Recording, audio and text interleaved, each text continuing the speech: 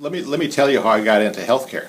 So I read Michael Harrington's book, The Other America, back in 1962 when I was in high school, and it said there were 40 to 50 million people in this country that were really not benefiting from the American dream, and they were basically the poor and the people of color.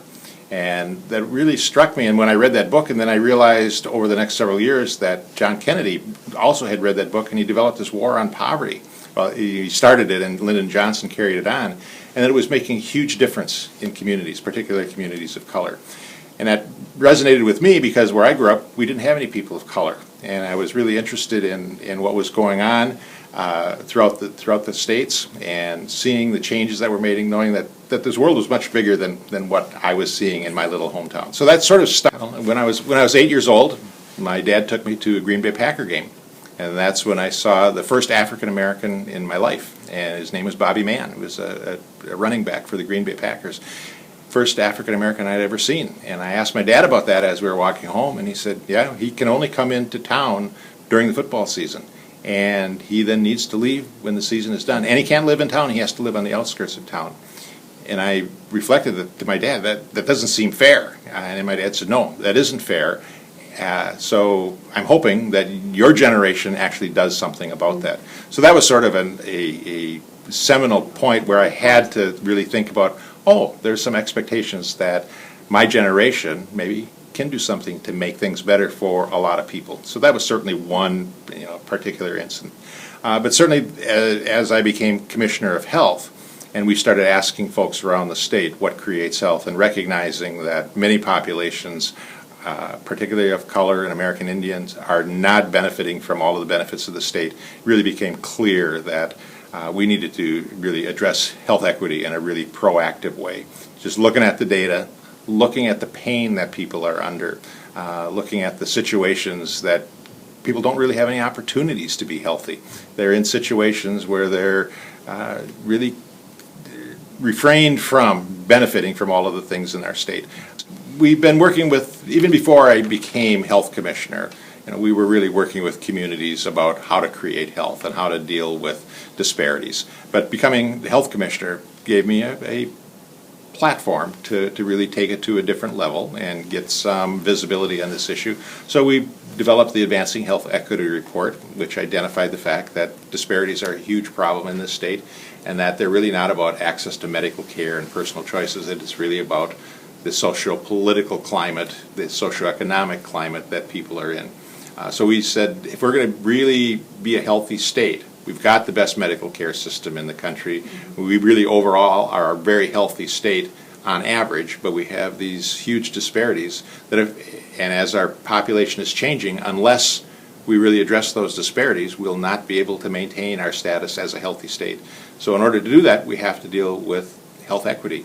And the issue that most people don't want to talk about is race, and the disparities we have in race, and the lack of opportunities that people of color and American Indians don't have because of some of the policies that are in place that have been put there many, many years ago, but are impacting them negatively. And so we decided that that's where we would lead. We would lead with a discussion about race as one way of getting at all of the policies and the systems that benefit whites at the expense of people of color and American Indians.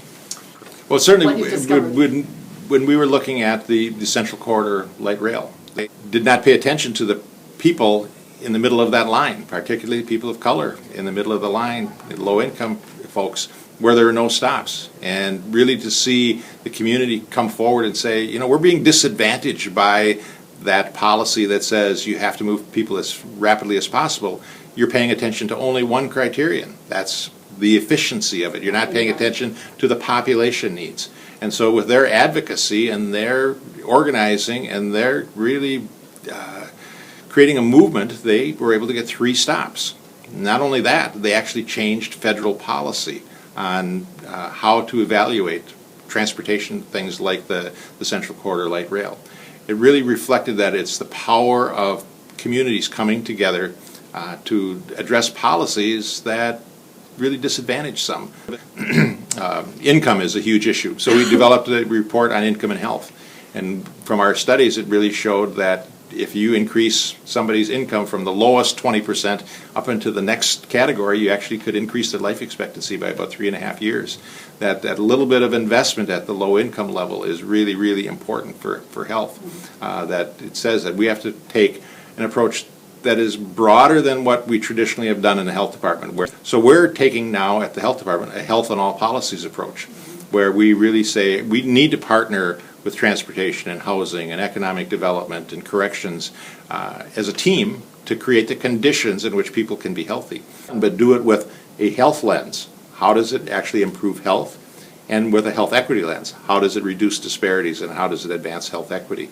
So that when the Department of Transportation is building a road, how can we make sure that everybody in the community can benefit, that it actually enhances health as opposed to detracting from health? How does it build the capacity of those communities, build the opportunities in those communities, those opportunities for health? Because we know that if everybody benefits, as Paul Wellstone said, everybody benefits.